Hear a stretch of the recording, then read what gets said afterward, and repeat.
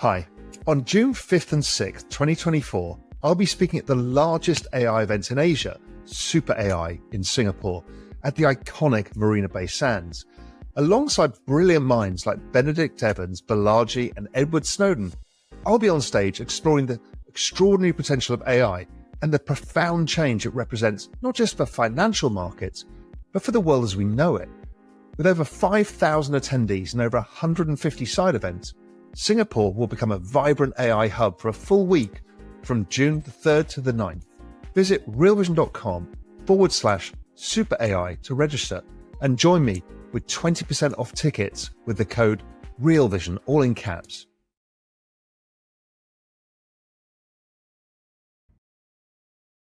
Is it time to have crypto in your portfolio? Hi, everyone. Welcome to the Real Vision Daily Briefing. With me today is Tony Greer, editor of the Morning Navigator, and kicking us off, Raoul Pal, founder and CEO of Real Vision. Hi, gentlemen. Hello, Maggie. Hey, Maggie. You know it's a busy, exciting day when we have double trouble. And there is a lot to talk about. We had U.S. stocks down sharply, led by a big decline in Apple and some others. While on the flip side, Bitcoin hit a new all-time high before pulling back. And a lot of the stocks associated with crypto, like MicroStrategy, had huge gaps up. So there's been a lot happening. Raoul, we wanted to pull you in quickly to just give us your thoughts about what's happening with this rally. I mean, is this part of the crazy volatility? Is this the start of something new? How are you viewing all this? So you've got to think of crypto as the most ludicrous market you've ever been involved in. It has the highest returns, the highest volatility, the biggest drawdowns, the best memes, the most stupidity, the most angry people who hate you because you're involved. It's like everything in the world turned up to 11. So it's the most befitting thing in the world where everyone gets super excited about new all-time high in Bitcoin. It prints the new all-time high, does a massive reversal, and everyone's like, oh, we're poor again now, And it's kind of like the other thing about crypto, unlike traditional markets, it's so easy for regular people to have leverage. Mm-hmm. So for some reason, even though you warn people and tell people and beg people not to take leverage in a 70 vol asset, they still do it.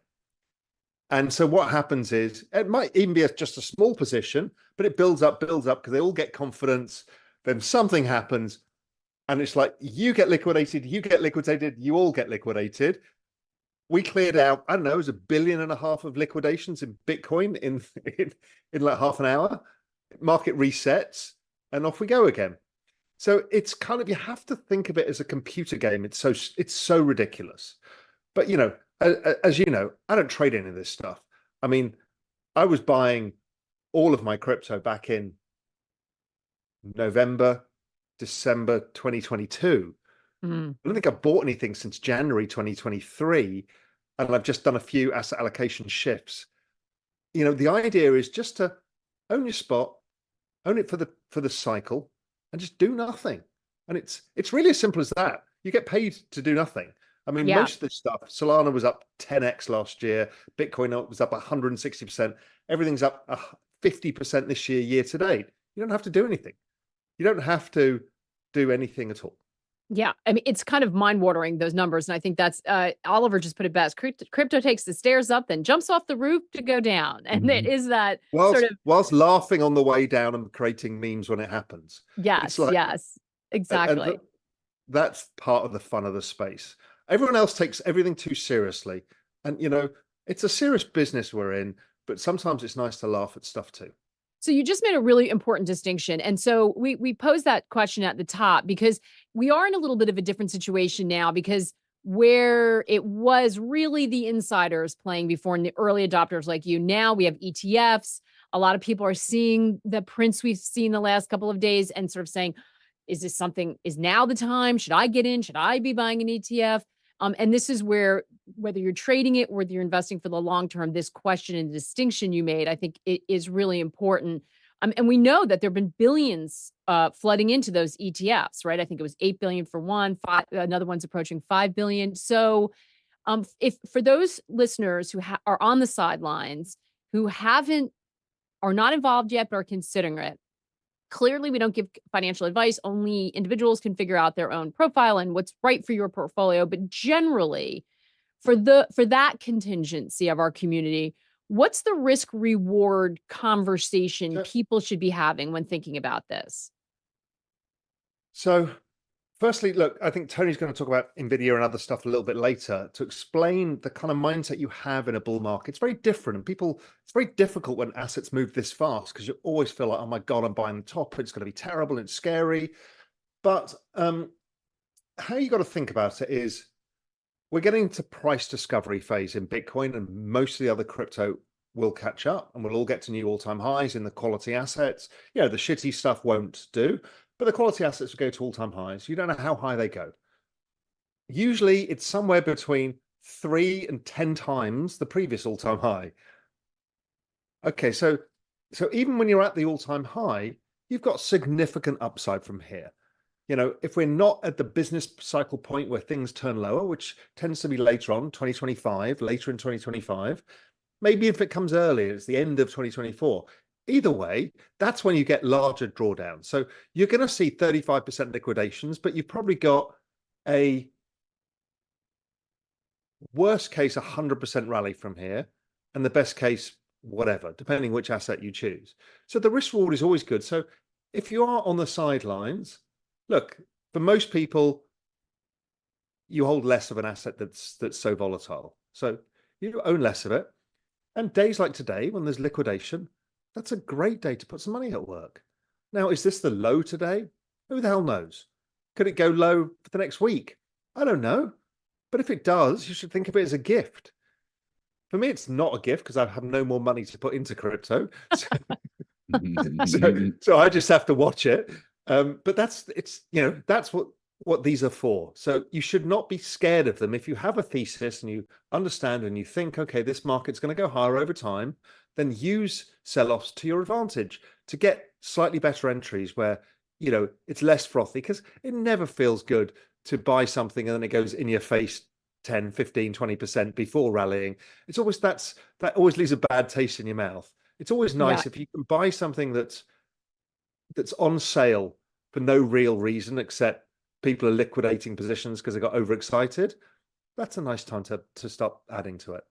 Yeah. Tony, I know we are going to dive into some of the other stuff with you after we say bye to Raoul, but what you have any questions for Raoul? Because I know you're looking at all this stuff too, and you've probably got a million incomings on it. Yeah, with Raoul's approach though, he kind of disarmed my question. Oh, how right? so? Which was very clever of him to do ahead of time. I think he knew it was coming. And now, put it this way. I look at this thing and from a distance and from the perspective of a novice, and I say it's, like Raoul says, it's batshit crazy.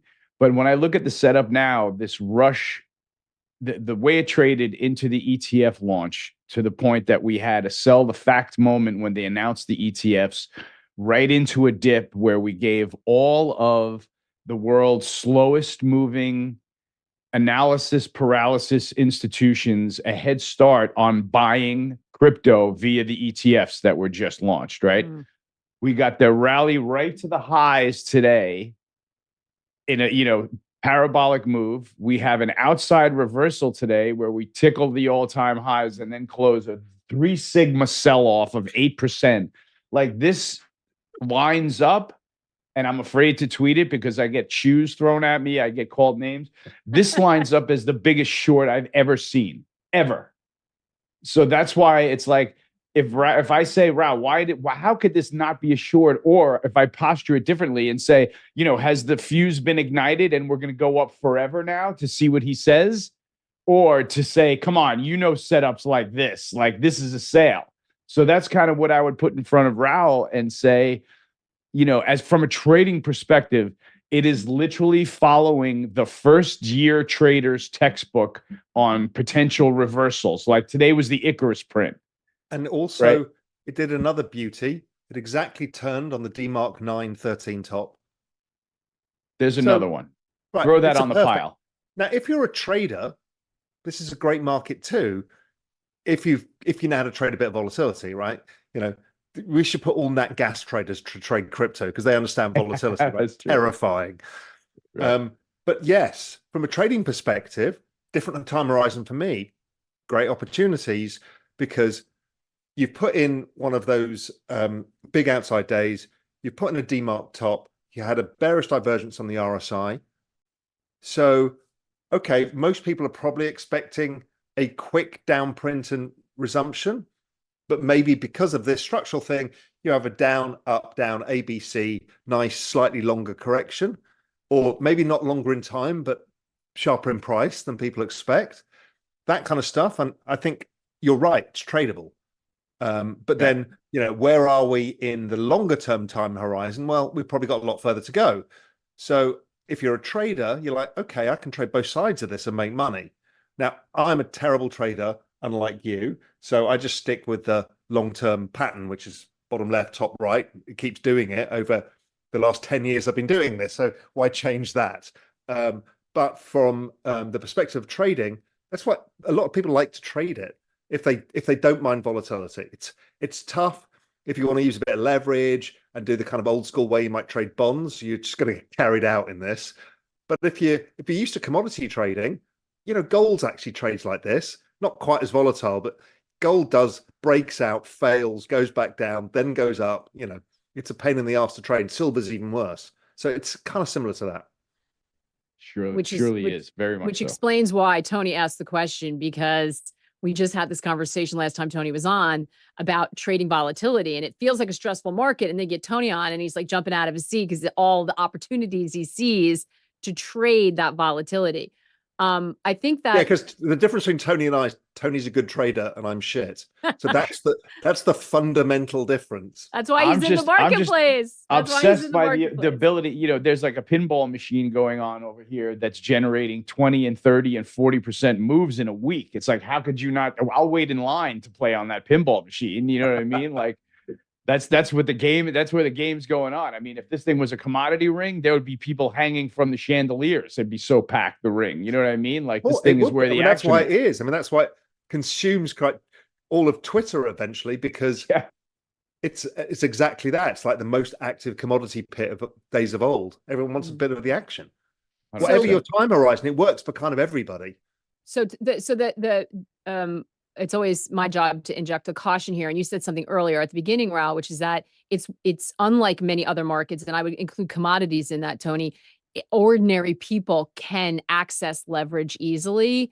Leverage is extremely dangerous, though. You really need to know what you're doing. And, when Tony talks about stuff, he has years and years of trading the hardest markets there are, which are commodities, which is why we lean on his expertise, why he's in the marketplace for us. That is not everybody's lane and should not be everyone's lane, especially if you're playing with money that you don't have access to. That, Raoul, I think is something hopefully everybody learned the first go around. Well, and when we went into winter and people got wiped out, This is part of my don't fuck this up thesis. If you want to get involved, like, it's life changing. It's the biggest macro trend we've ever been given. It's the best performing asset in all recorded history in the shortest period of time. And it continues to be the gift that keeps on giving. Everyone writes it off every time it does a down 80%, and 18 months later, it's back at all-time highs, making everybody look like idiots. So the game is not to fuck that up. And the classic way of doing it is using leverage, because you will lose your mind. You will do stupid things like, here is an asset class that goes up stupid amounts. And for some reason, that little voice in your head says, you know what? If I just got 5 or 10 times levered, I could make 10 times as much money. What, are you bananas? It goes up 100, 200, 300% in a year. You don't need leverage. And so just stop doing that and stop FOMOing, because, today was a classic FOMO day, right? Most people would like, it's broken all-time highs. Don't do that in crypto. It will make you look stupid. And just have a plan, stick with it. Don't use leverage. Use the right time horizon. Unless unless you know how to trade really well, like Tony, don't touch it in that time horizon. Just buy and hold it and forget about it. It's fine. Yeah. And rely on the experts. Rely on the experts to help guide you. That's what they're there for. Speaking of, don't fuck this up. We are doing another series, a really important one on that theme for the next 2 weeks. And we just sent an email out today. It hit my inbox saying that crypto and macro are the same. Everything's kind of merging, and you're going to need to understand all of it if you want to plot your financial future. So super excited about that. You're going to be having some conversations, and we're going to have great guests on. Yeah, it's all around the how to unfuck your future idea. That is difficult for people. So I just recorded a piece about a lot of this today. So yeah, look, there's going to be a lot of informational value for people just to give them an opportunity to see the bigger picture, where it's going, and how to take advantage of it and get out of the kind of mess that everybody's in, which is their wages don't go up, assets get more expensive, and life feels like it's always getting away from them. Yeah. So we're gonna try to help arm people with some information, and we're gonna have some really cool workshops we'll give you a lot more information about that, but just want to put that on everyone's calendar. All right, Raoul, we're gonna cut you loose because I know you have a million other things that you have to get to, including some tapings for all the kind of cool stuff we're gonna do. So thank you for stopping by. I will leave you with the maestro, and he will You're give the you best, his usual Raoul. masterclass. He always See you does. soon, pal. All right, gang. Take care. Good luck, everyone out there. Thanks, Raoul. You can tell he's having so much fun with this, Tony. So let's pick up, and we've got a bunch of questions already coming in. So let's just go right to it. But I want to talk about the one other thing that was really moving, and it's kind of on the flip side of what we were just talking to with Bitcoin, though volatile. And you flagged this, I know it's on your radar, and that's the sort of disaster that's happening over in Apple. What are you looking at there, and why is that important? Well, it's interesting because Apple's a fallen angel now, right? All of a sudden, the technology markets are taking off. There's leadership in the space in AI. Apple's getting totally left out in the cold. The investor now is starting to realize that Apple stopped innovating a long time ago, that they just saw this morning that their sales are down in China, right? Down to competition. So if the competition finally creeps in, that might be the end of Apple performance for a while, especially since you feel like I can almost make a case that Apple's sell-off is supporting Nvidia, the new disco ball in the room, because people are definitely saying, oh, okay, I'll just get out of the last juggernaut stock and get into the next juggernaut stock. This won't be hard. And it may not be that hard because it looks like Apple, technically speaking, has got further to go before we decide whether or not this bull run is over. Like I, posted the chart up to you guys so we can just illustrate that it can pull all the way back to 150. And still that holds the, 200 week moving average there. That's kind of defining the uptrend. So, there's room on the downside.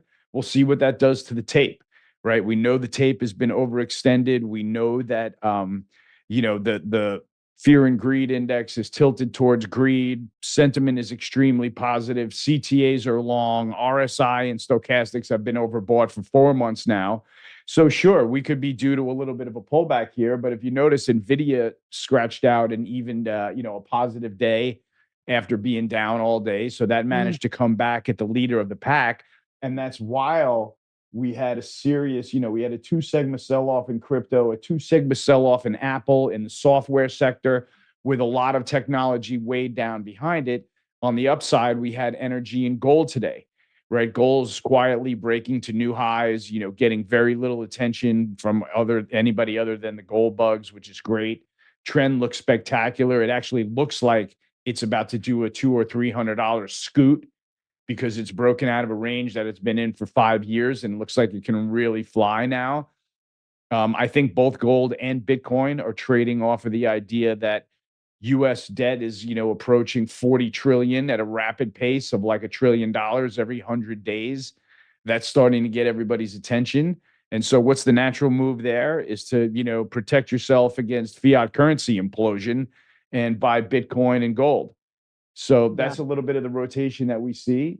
I'm praying for an equity sell-off because I'm a raging bull, and I don't think that sell-off is going to be fatal. I think it's going to be a massive opportunity, given the things that we're seeing around the markets, like this strength in tech. We're seeing some of the cyclical sectors come alive now because we're seeing a total mixed bag in economics, right? We're seeing economic data slightly better, slightly worse. Interest rates, everything that happens in the interest rate market is a reversion to the mean yesterday. So there's no trending going on there, and that's a bullish cocktail for equities. So if that persists and the curve stays buried where it is right now, minus 35, minus 45 basis points, in twos, tens, man, that's a Goldilocks interest rate environment for stocks. So, give me the tactical pullback to trade, and I'm going to put my chips on the table. So that just sets up where I think we are in the markets now, Maggie, without taking the microphone for too long. Yeah, no, I love it. It's interesting when every time we talk about Nvidia because it is this, and we had been talking about tech as a whole, but now we're seeing this sort of bifurcation with Apple struggling and Nvidia up. And every time we pull that Nvidia chart up, everyone's kind of like, it's rallied so much, it has to go down. It's kind of topping. How are you thinking about those kind of momentum stocks? Man, they're fun to trade. And those are the ones that I'm in right now because we're still in the parabola, and that's kind of like one of the things that Raoul alluded to it before. It's like, the first time you hear somebody mention bubble, get right into it and start trading it like the bubble that it is, meaning Nvidia to the upside. So Nvidia is still behaving like it's in the parabola on the way up. The way I'm looking at it is a lot of the street has got targets above here. We are seeing right now the dumb, slow mutual fund money, piling into the sector. They're probably just going to buy it up until it hits price targets, right? That the streets got on it. And those are all around 1,000. So why can't it go to 1,000 tomorrow morning? I have no idea. I'm expecting it to, quite honestly, before it finds a top and backs off. So, I think we're in the late innings, but we're in that phase where sticking bids in Nvidia on every dip actually works great. And so we'll see if that guides the market. What's amazing, like you said, is that, some of the rest of the heavies like Google and Microsoft and Apple are all of a sudden backing off and Nvidia refuses to cave. Sorry. So, well, excuse me. So we'll see, how this all pans out, but it still feels like there's going to be tech buying. They're selling some big stocks to buy other big tech stocks. And, we'll see what happens when the music stops. We're due for a little waterfall and I'd welcome one. Yeah. So when we're talking about gold, I'm going to flip around and then we'll get some questions in here too. Are we talking about the commodity? Do you feel like that gold rally can lift gold miners? We always get questions about that too, and some of the equities related to that. How are you thinking about gold? I think if you're hanging on to gold miners, expecting them to rally, I think you're delusional, right? Gold is trading an all-time high here at $2,130 per ounce. It's been on a beeline rally since it held the dip to 2020. And gold miners are still, I think, down on the year. They've almost clawed their way back to the middle of the range. So it's like, I feel like if I'm putting money in gold miners right now, I'm looking to set it on fire. I'm looking to say, no, I'm not participating in the gold rally. I'm going to lag behind in the last place with the gold miners. And I don't think it's a great idea at all when you can buy the commodity, like I said, which feels like it has a chance to have a $200 or $300 break away from the old range move now. And the reason I say that is because there is no spec long to speak of, right? The open interest is at 10-year decade lows. Total gold ETF assets have been steadily down ticking from the highs of 110 million ounces down to 80 million ounces now without a bounce. So there's not like the public is long GLD. It's not like the funds are long April gold futures. They are not. So if central banks continue buying gold, if the physical players who have been buying gold at the market continue buying gold, man, there's more of a chance of the gold going parabolic now than gold miners. That's for sure, because gold miners never go parabolic. So that's how I'm looking at that. Yeah, no, that's helpful because there are people who are asking those questions. Another question in the chat, Tony, it looks like the energy sector is doing its job of negative correlation with tech. Is it time to add on the energy sector? The energy sector is looking good. I actually just added oil to my view matrix today after watching it rally $10, but I can't let the price action go on anymore without me because it's above the moving averages. Nobody's really bullish at all. And it still seems like, to me, the economic data has been a little bit better than expected. We're certainly out of the recession bro zone. And it feels like, the data is going to kind of waver up and down and be a little better, a little worse, a little better, a little worse. And I feel like that's good for the E&P companies. You're seeing things like refiners like Marathon Petroleum trade to all-time highs. So the gas demand is there. I don't argue with energy, and I haven't been in the space at all. So this is kind of a change to a new kind of bullish posture for me. I'm long oil, I'm bullish the space, and I don't think it would be bad to add E&P right here, because I think they're really, really behind on owning it if a cyclical spark comes back. That's fair. Yeah, that's interesting because you just have not been wanting to get in that market for a while now when we've been talking. I mean, you just have it has not been on your pick list at all. Mark asking Tony's thoughts on industrial metals, copper, a word on uranium. Yeah, I mean, copper can't get out of its own way all year, Yeah. right? And so I'm not going to expect that to change. I'm in the industrial miners XME on the view matrix that I got into really as an expression of just wanting to be long a combo of some gold miners and some industrial miners like copper miners and aluminum miners, et cetera.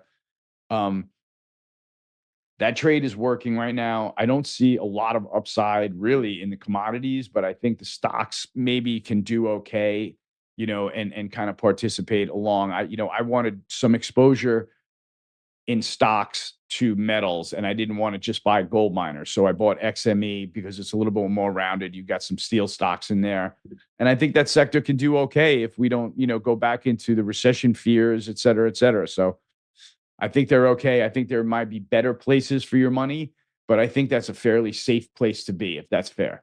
Yeah, no, I think that's fair. A lot of people look at some of this as barbell too, right? If Yeah, they're like I don't worried need to, about I don't need every sector to be up 30% or have that expectation. Maybe I can expect one sector to be up 10 or 12%, and that's a good hedge. Yeah, yeah.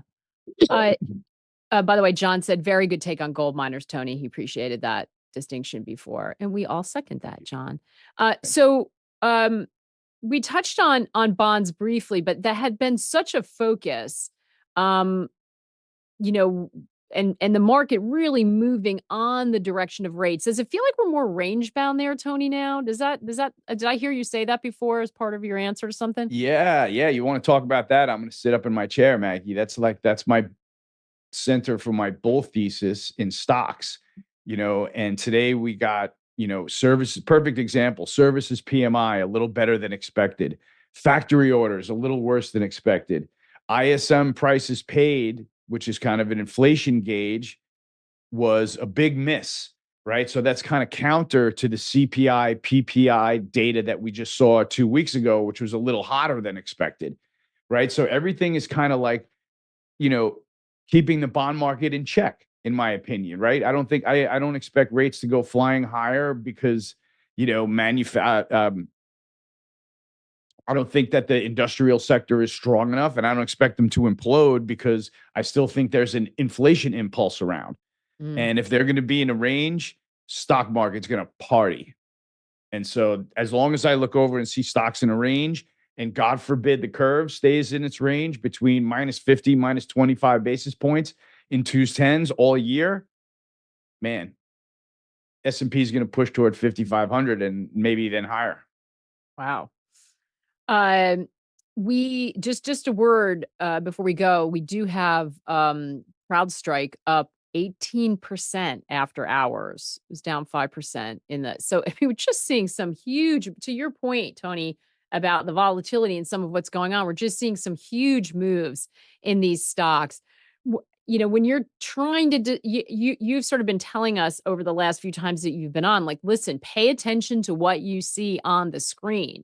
Just because something's moving higher doesn't mean, and you and Raoul were briefly discussing this before he came on air, doesn't mean people tend to fade it all the time, but that's not always the right thing to do. How do you determine what you want to ride that upward momentum and where maybe it's getting a little overextended? How that seems like that's going to be a tough one for people.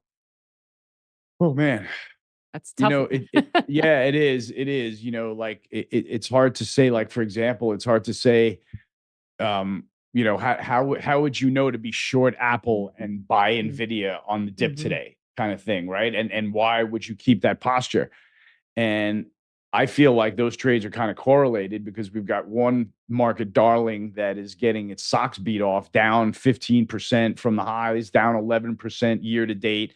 I mean, that thing's approaching bear market territory. So it's a wounded animal. And to me, Apple down 15% off the highs, that's a signal. That's telling me something, right? And then to see software and Microsoft have 2 sigma moves lower today, those have been the unstoppable juggernauts, right? Those are the leaders. So this could potentially be the beginning of a leadership change, right? And maybe tech falls out of favor from this lofty post where semiconductors are the best performing sector on the year.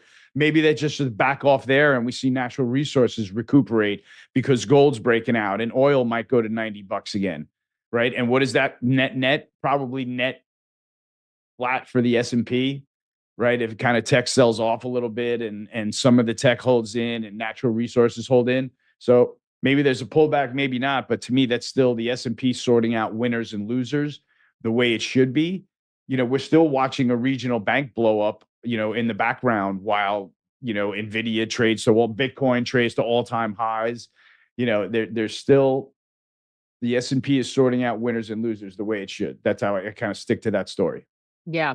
Yeah. No, it certainly does seem like that. And like you said, in that volatility, a lot of opportunity to be had. Tony, so fun. I can't believe a half an hour went by. We covered a lot of ground, but super fun to have you and Raoul on together too. Time flies when you talk about money, Maggie. It sure does. It sure does. Right. That's great. Thanks, everybody. Super fun to have you with us. We will be back same time tomorrow. So make sure you take care and good luck out there. You're the best, Maggie. Hi. On June 5th and 6th, 2024, I'll be speaking at the largest AI event in Asia, Super AI, in Singapore, at the iconic Marina Bay Sands. Alongside brilliant minds like Benedict Evans, Balaji, and Edward Snowden, I'll be on stage exploring the extraordinary potential of AI and the profound change it represents not just for financial markets, but for the world as we know it. With over 5,000 attendees and over 150 side events, Singapore will become a vibrant AI hub for a full week from June the 3rd to the 9th. Visit realvision.com/Super AI to register and join me with 20% off tickets with the code REALVISION, all in caps.